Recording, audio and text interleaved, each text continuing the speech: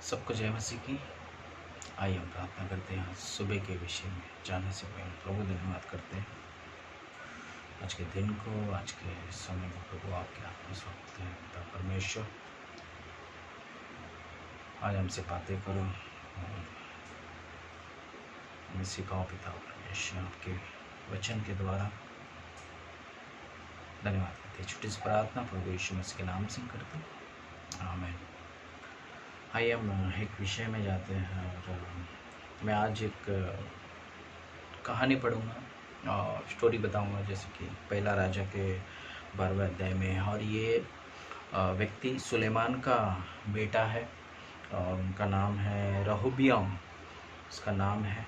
और सुलेमान के बाद वो राजा बनता है सुलेमान के जगह पे, और उसका बेटा रहोबियाम।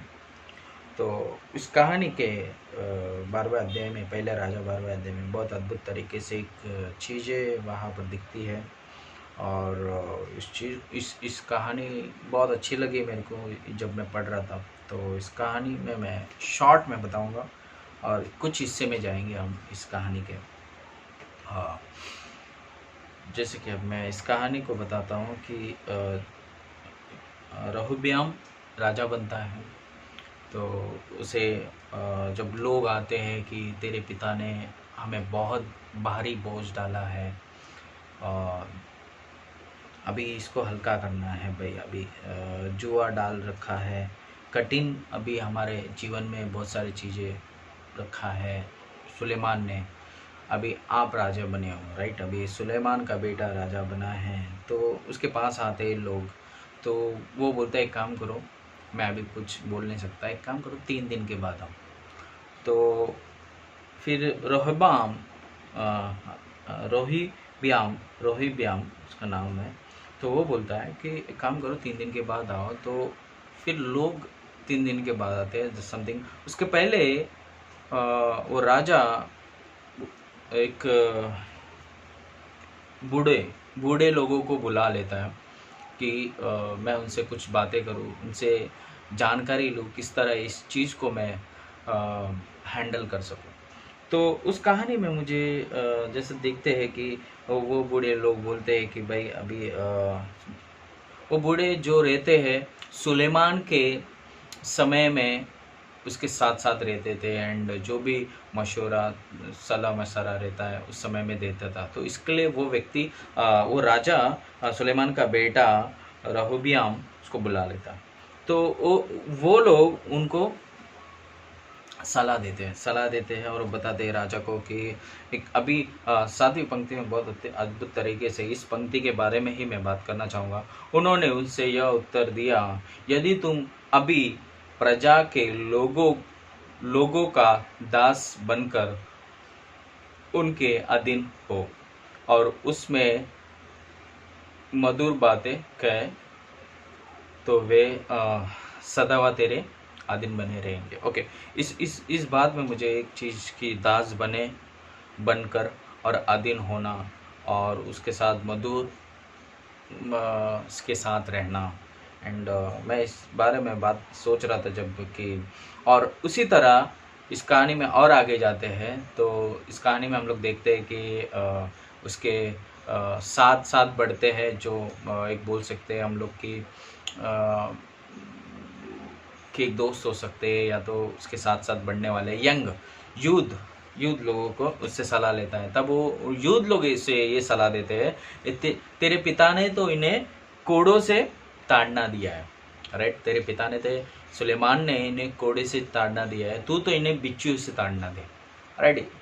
तो वहाँ पर वो बूढ़ों का सलाह छोड़कर वो किसकी सलाह सुनता है? जो यूथ रहते हैं, एंड जो चीज लोग बताते हैं कि तेरा पिता सुलेमान ने तो इनको कोड़े से ताड़ना दिया है, इनको अभी बिच्छुओं से ताड़ना दे। वो राजा को बताता है, सुलेमान के बेटे को, रहोबियाम।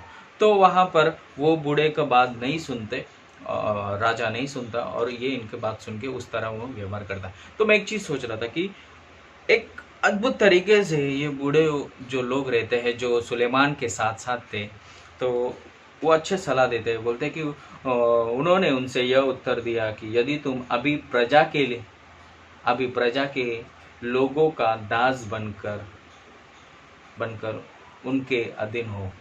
वाओ, एक दास बनकर उसे कठिन हो रहा था। यहाँ पे सुलेमान का बेटे को एक राजा का पोस्ट में है, और वो कह रहा है कि मैं लोगों के अधीन हो जाऊं और एक दास बनूं। बहुत कठिन होता है। हम कई बार ये इस चीज़ का प्रतीक मैं बोल सकता हूँ कि हम उस लेवल को देखते हैं तो हमको कठिन हो जाता है कि मैं एक दास बनूं। मैं एक चीज़ बोलता हूँ, जैसे नया नियम है, बहुत अद्भुत तरीके से यीशु मसीह बोलता है कि मैं एक दास बनकर आया हूँ, राइट। यीशु मसीह ये भी बोलता है कि मैं सेवा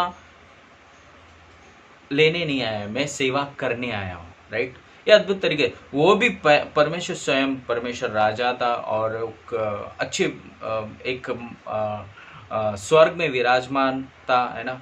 एक बड़ा एक राजा है जो परमेश्वर स्वयं हमें बनाया है। वो इस धरती पर आता है और शून्य बनता है और वो एक दास बनकर हमारे बीच में आता है, राइट राइट। हम इस चीज़ को सोच सकते हैं कि यहाँ पर उस राजा को यही बोल रहा था कि वो लोग बोल रहे थे कि एक काम करो, तुम दास बनो।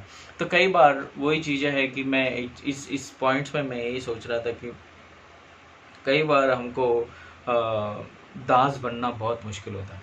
मैं एक बात बोलूँ कि मैं इस चीज़ के मैं भी सीख रहा हूँ कि कई बार दास होना बहुत आवश्यकता है। कि मुझे एक दास का एक प्रतीक होता है, वो नम्र मैं बोल सकता हूँ, एंड एक प्रतीक हो सकता है अच्छी चीज़ों सारी चीज़ों को समझना। और उसके आगे हम बोलते हैं कि उनसे मधुर बातें करो, राइट। अभी अभी क्या हो रहा है, लोग बहुत ही परेशान में है, अभी आपकी ज़रूरत है, राइट। तो आपको उस तरह आपको डील करना होगा। तो यहाँ पर सुलेमान का बेटा रहब्याम कुछ अलग तरीके से उनसे डील करा है। तो मैं एक चीज़ इस विषय में यही है आज का कि दास बनना बहुत अद्भुत चीज़ है। स्वयं परमेश्वर हमारे लिए दास बनकर इस धरती पर आया है ना।